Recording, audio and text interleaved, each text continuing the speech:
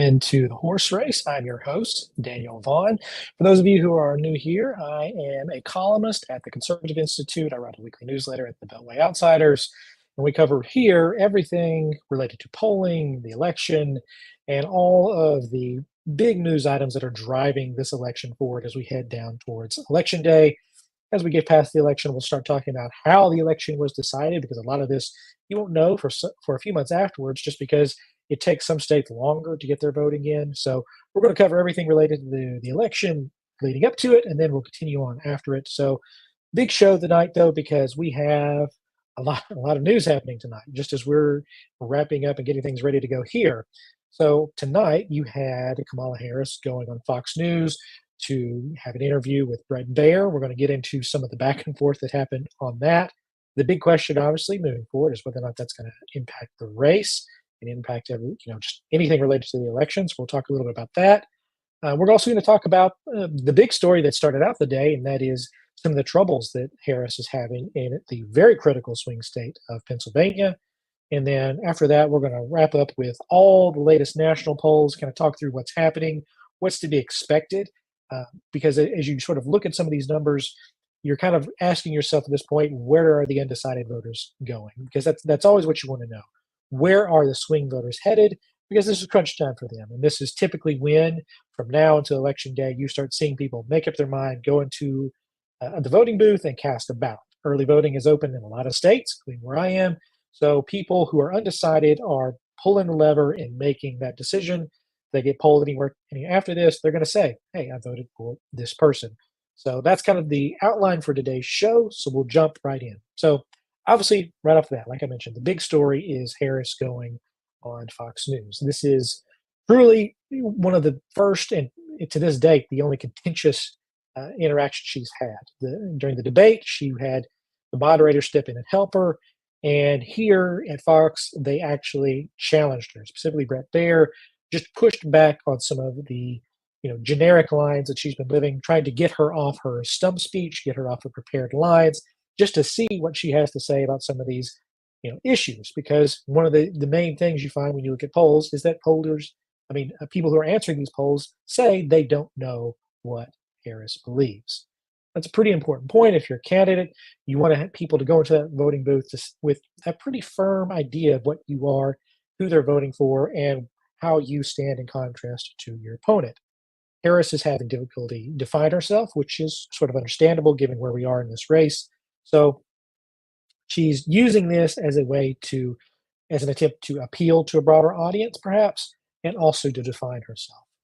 The interesting thing is, and this is from Brett Baier, and the New York Post picked up on this, is that Harris's campaign tried to cut this interview short. So it was originally scheduled for around 30 minutes, but you had that cut down. So Brett, after the interview, he said that they were supposed to start at 5 p.m. and do about a 30-minute long interview. So that's what all the announcements were. That's kind of what everybody thought going into it. But when they got there, they told him, well, we're going to try to shave that down to around 20 minutes. So he said, things were already getting whittled down. And then you have the vice president only show up at 5:15. And if you know anything about campaigns, when they are trying to give you these types of, when you're coming in late and having these times stamps here, they're telling you, we're not going to give you the 30 minutes, we're only going to give you the 15. Well, fortunately, Baier held her in there for the full 30 minutes or close to it. And so we got an idea of what was happening there.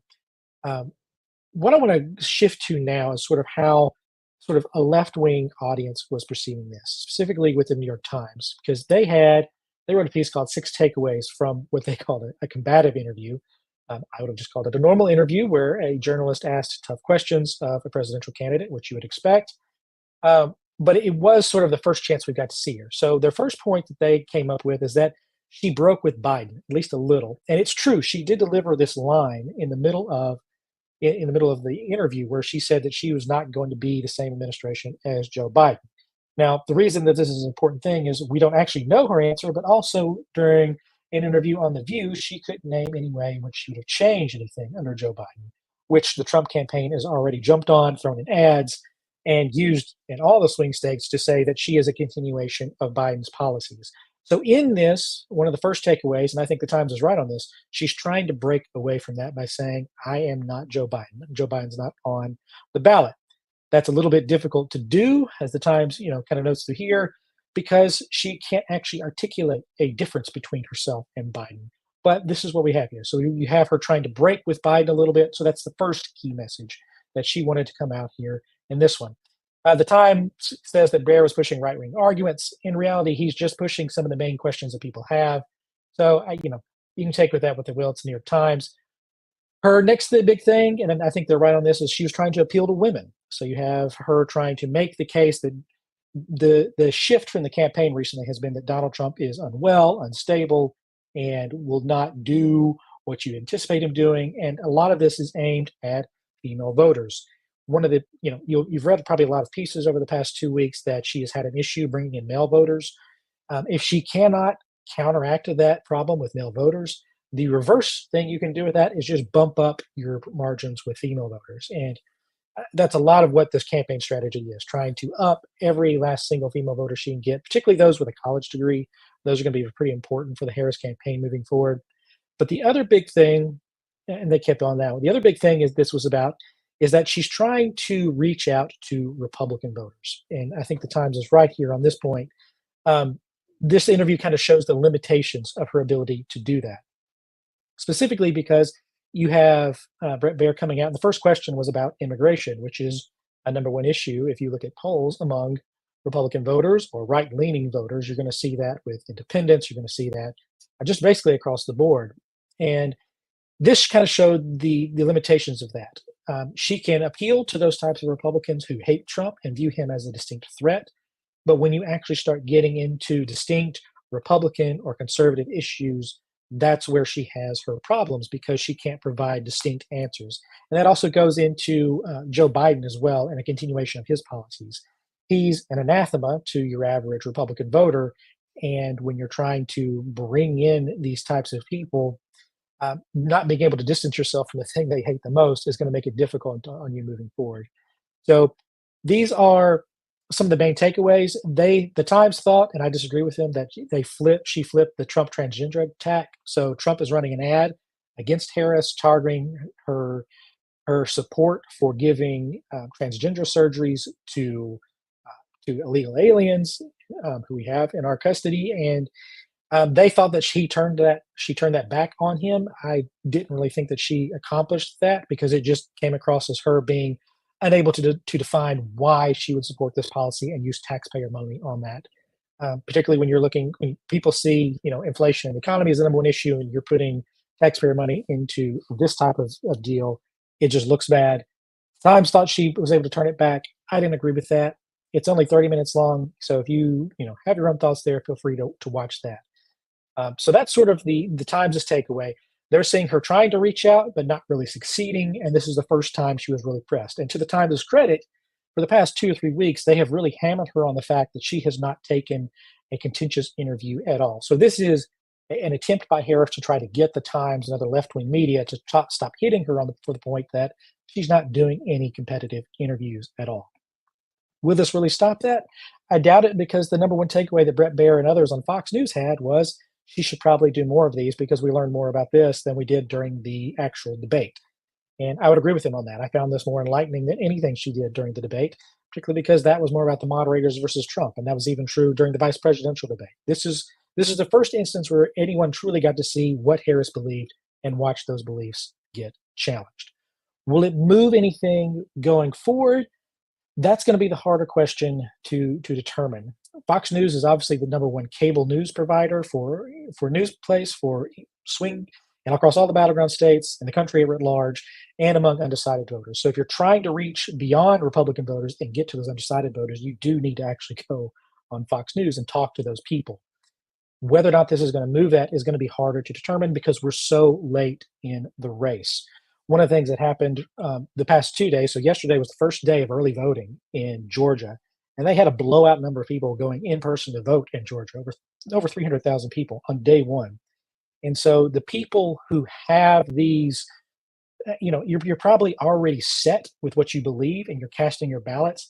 And so the ability to use these types of interviews to move voters is probably already past, and it's pretty late.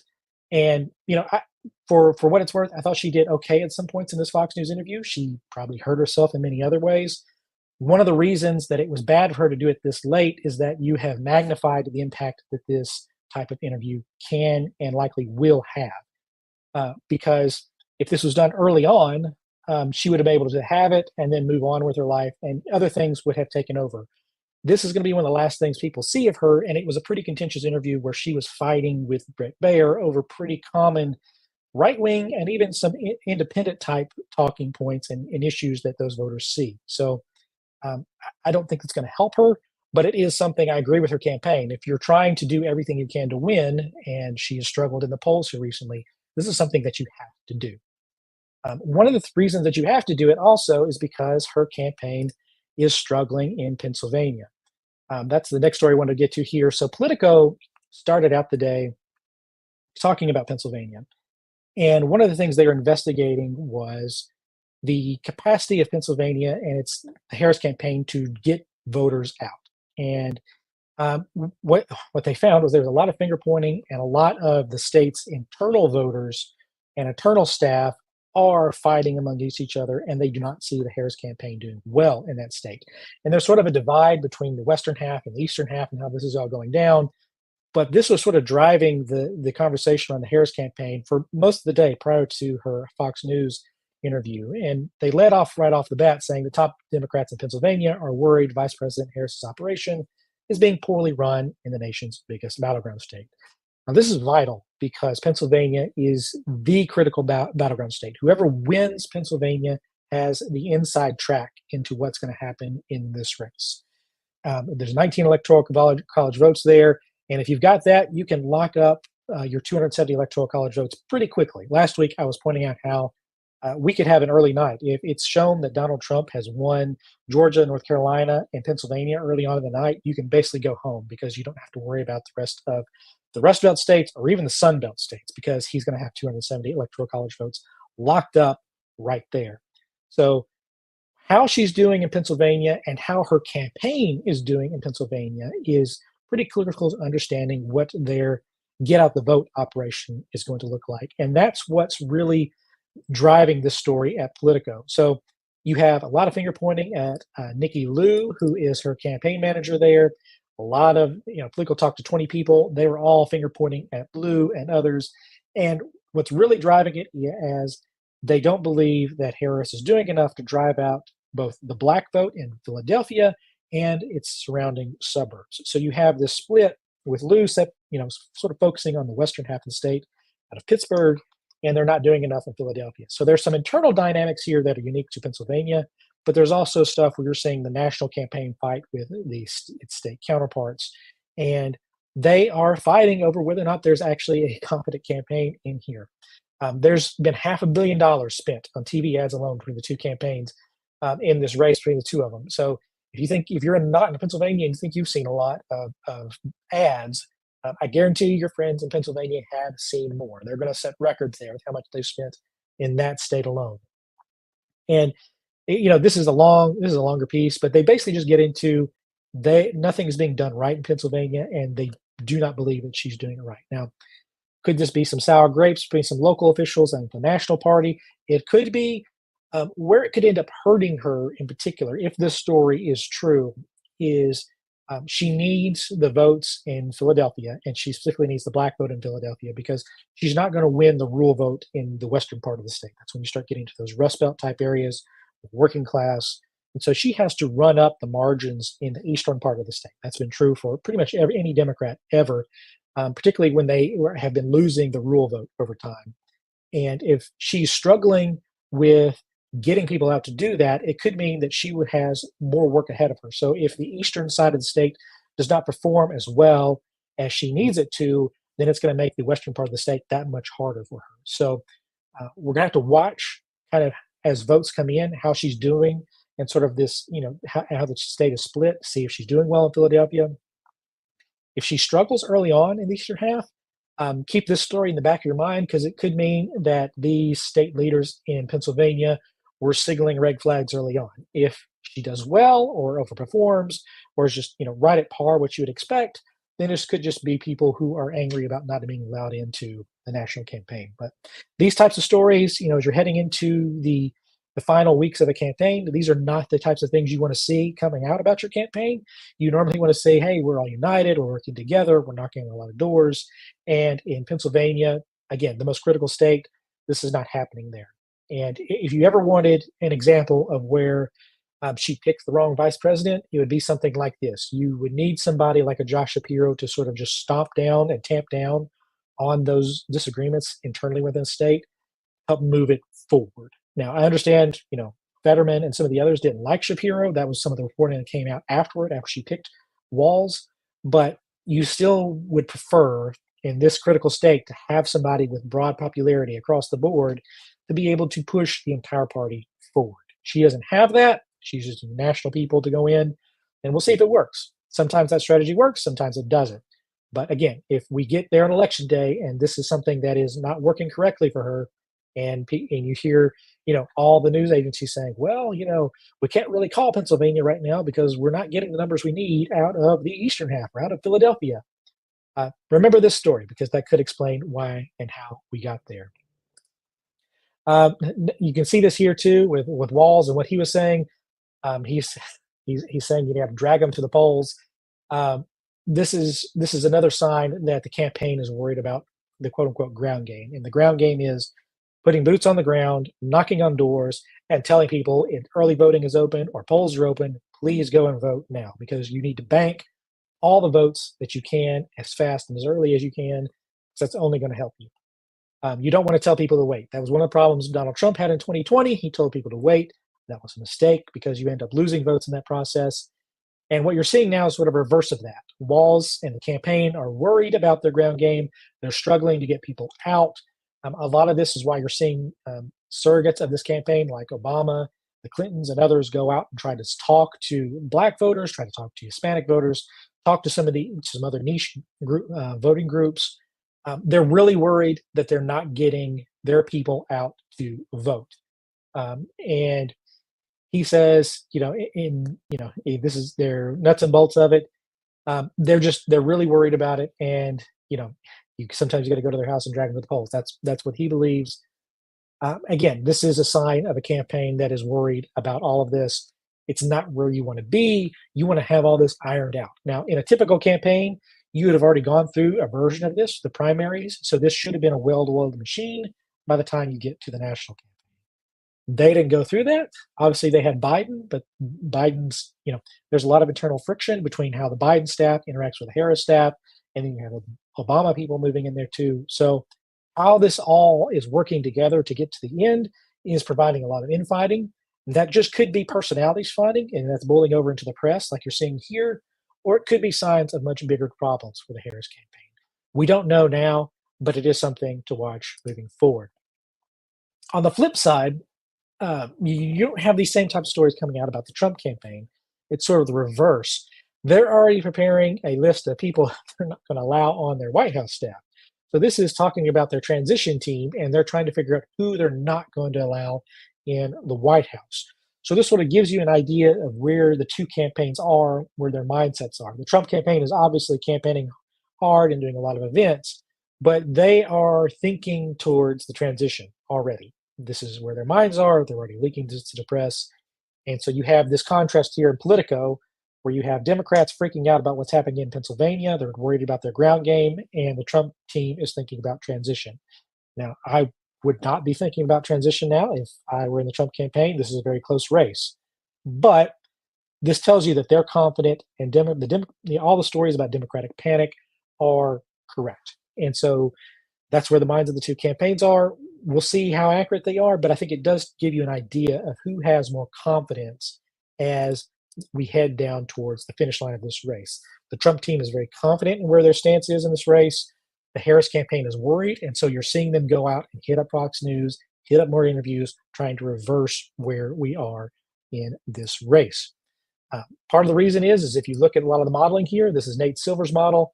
He has it as a tight race, and he's calling it a toss-up between the two of them. It's effectively a 50-50 race. I think his model gives Harris a lead by less than half of a point. And you can see here, last month, Harris had more of a lead here, but over the past week, all the polls in his model have moved towards Republicans except for Minnesota. And Minnesota is a state that if it ever goes to Republican, everyone in the country would be shocked. Everything else, it's either even here in Georgia or Florida, or the polls are moving towards Donald Trump. Sometimes by half a point, a little less than that, or sometimes closer to a full point in the case of Nevada.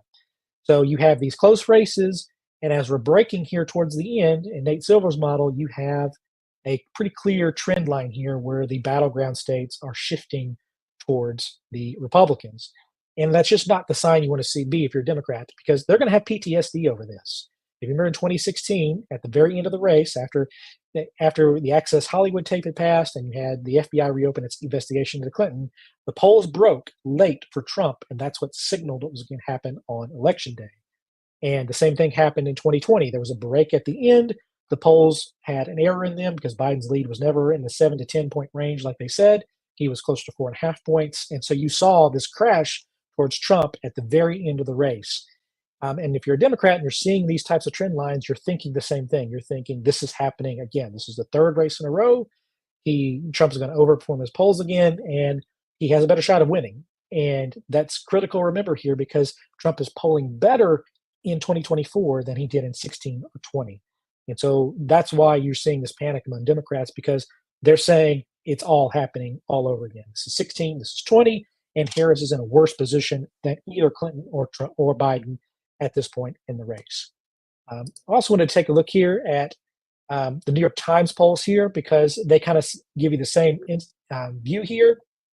So they focus on the same battleground states that we just looked at, and it's all effectively a tie in each one of these. You have Trump and Harris both at 48-48 in North Carolina, the same in Michigan, Nevada, 49-48 in Wisconsin, although they're saying that these are under a point. So none of these, you're talking about, there's not a lot separating the two of them here.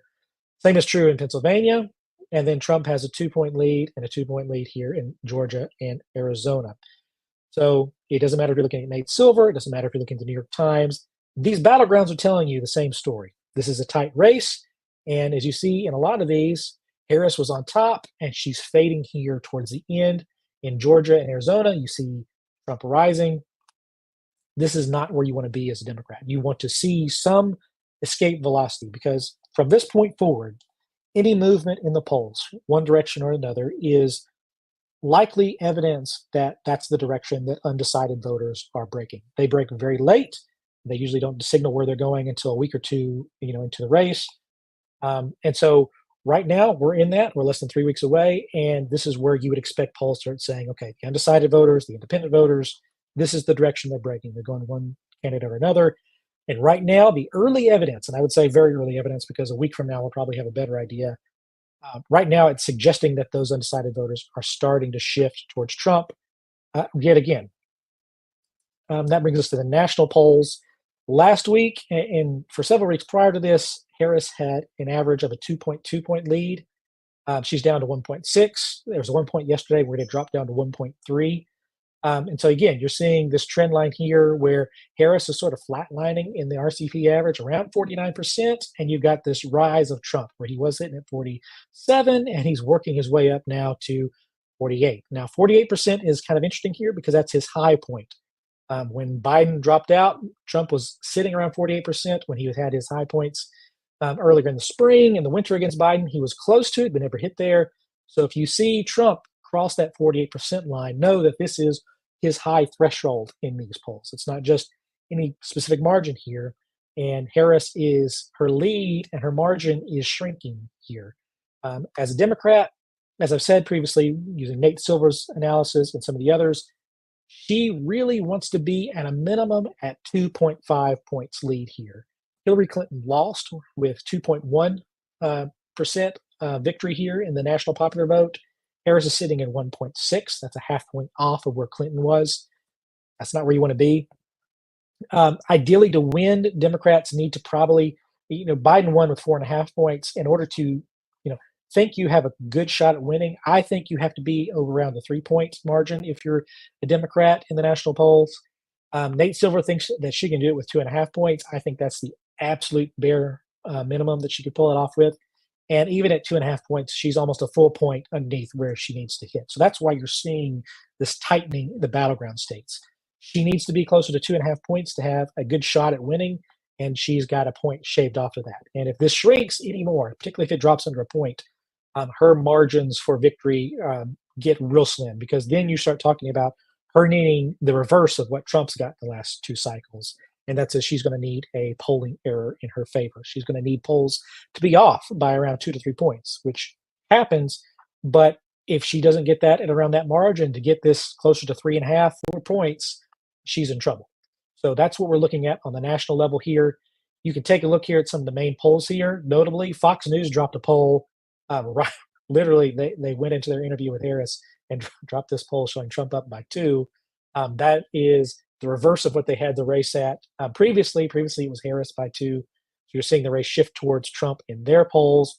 Marquette released one. I believe it came out either yesterday or today, showing the race at a tie. Her best polls from Marist, which showed her leading by 5. That's a really good poll for her because it shows Trump at 47% here. Again, you'll notice here that Reuters Ipsos has Trump at 44% with a Harris +3. I don't believe either one of these numbers in this Ipsos poll. I know Trump will have well more than 44%, and Harris likely will have more than 47. So Reuters needs to get them to really work on their likely voter screens they're using here, because this is just not believable. Last week, it was a good poll because that showed Trump with at least, I think, with either 46 or 47%, which is at least believable, like a lot of these polls are showing here. But if you're still having difficulty finding Trump supporters, and it's only around this 44% range, you should go work on that a little bit more and try to get a better model of what's happening here. But so that's sort of some coverage of the national polls. We're going to switch here to the battleground averages. So I know we focus it with the New York Times and some of the others. The reason I go back to Real Clear Politics is because they do not modify the polls that go into their average. Some of the other pollsters or some of the other average modelers will take the polls you give them and try to adjust for House bias.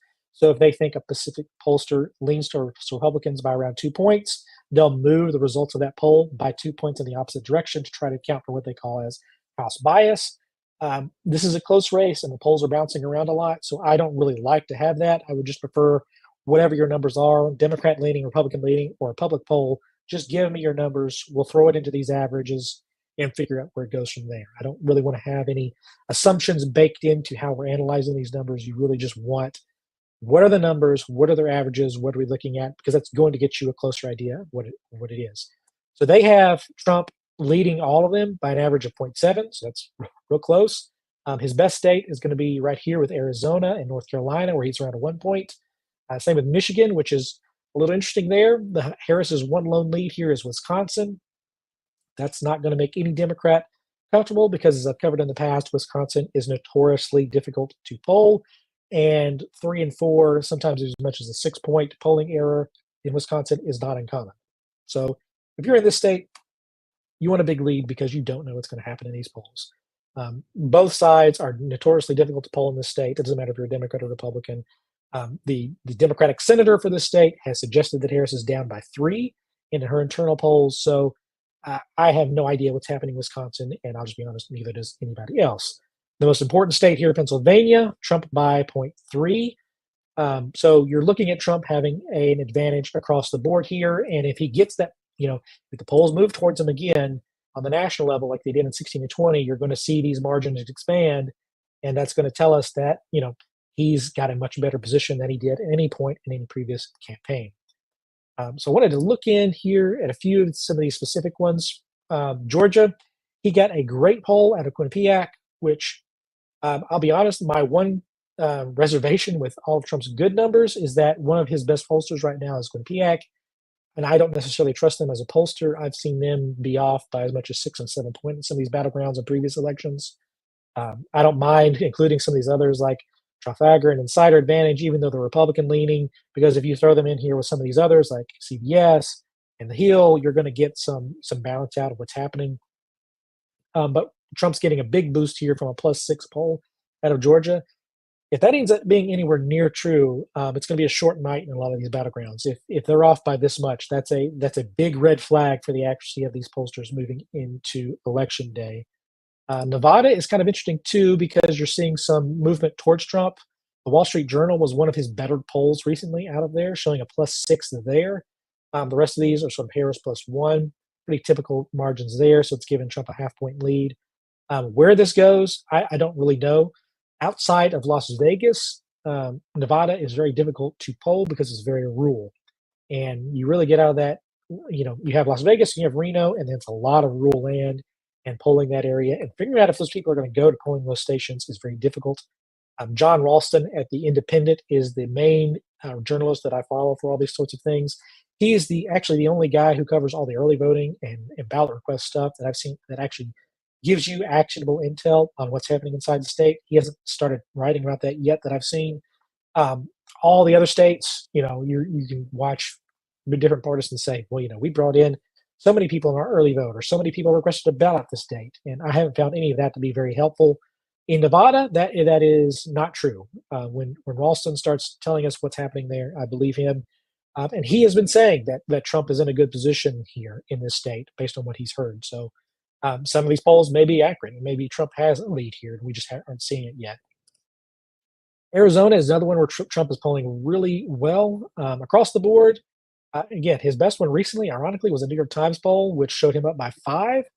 Um, Again, these are some shocking things. The same Wall Street Journal poll that had Trump up in Nevada had him losing in Arizona. Um, I laugh at that because these states are going to move together with the Hispanic population, with similar demographics across all of them. The way one of these states move is the way the other one's going to move. So I tend to see Nevada and Arizona moving together. I tend to see the most rust up states moving together. So if you see Pennsylvania moving towards Trump, that's a sign that you're probably going to see similar movement in Michigan and Wisconsin. If you see Arizona and Nevada move towards Trump or Harris, that's like going to tell you what's happening in one or the other there. And then Georgia and North Carolina are sort of clicked together too, because you have a strong black population in both of those states, strong rural vote in both those states. And we can bounce over here some recent polls out of this, and Fox and some others had some similar issues too. They're showing Harris leading in North Carolina right now. My problem with all of these polls right now out of North Carolina is that I just don't believe them in their accuracy. The hurricane impacted the western part of the state, and so I just don't think effectively you're getting any kind of polling out of the western part of that state. You don't know who's going to vote out there, and so I would put a big asterisk on all North Carolina polls. You could talk me into any outcome just based on the fact that we don't know what's happening in the western part of the state. You don't know if people are going to be there to vote in places like Asheville and these blue centers, or you don't know if the rural voters are going to be able to even make it to the polls. There's still a lot of roads out in all of those mountainous counties. So what happens in North Carolina is probably one of the biggest unknowns because we do not have accurate polls of that state. I'm just telling you now, I know we don't. I don't believe really any of these polls. And until we get to election day, I think that's when we're going to learn what's happening in North Carolina. The hurricane matters that much there. Finally, we're going to hit Pennsylvania here. We've hit it a little bit so far. It's getting heavily polled now. We've got a lot of October polling pouring in. New York Times had it as a Harris +3. You've got some Republican posters who are pointing it to being a Trump lean. The Hill, Emerson here is a Trump lean. Really and truly, though, you're talking about all these. You're talking 3 points here, 1 point here. These are all well within the margin of error. And so that's why this Trump .3 here is the way you need to think. This is a toss-up in the purest sense. It could go either way. I do think the polling here, particularly this average, is going to be a little bit more accurate just because it has tended to be a little bit more accurate in the state as opposed to some of the other Rust Belt states. So this is where we're standing across the battleground states. One of the things you would have done in any previous election is you would have focused in on who is in the White House, what's that president's job approval rating, and how is his or her standing on the issues. And then you would have extrapolated from there.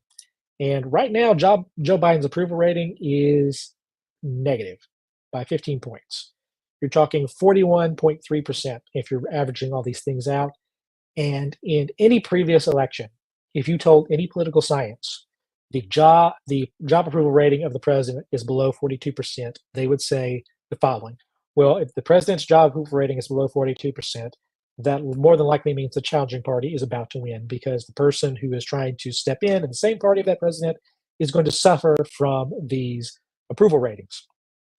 That's partially why you're seeing Harris try to divorce herself so much from the president, even though that is, for all intents and matters, impossible because she is the vice president of this administration, and you can tie her to so many of these different policies. And Joe Biden's approval rating has been underwater ever since the Afghanistan withdrawal. That's when he went negative. It was pretty early on in his presidency, and it's never gone back. And now we're sitting here with pretty deep disapproval ratings for Biden.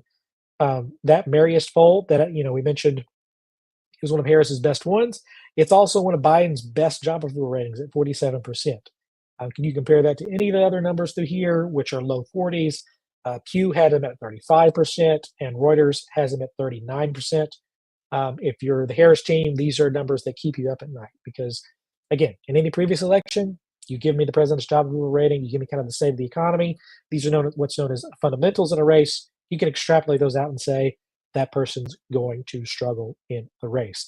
So one of the things that could be happening here, as you see the race sort of move back towards Trump, is that you could be seeing these approval ratings start to exert themselves as your average undecided voter looks around and says, the average undecided voter says they don't like Biden. So the question is, do they then place that blame on Harris? Well, that's a little bit unclear at this stage. She's trying to divorce herself from that.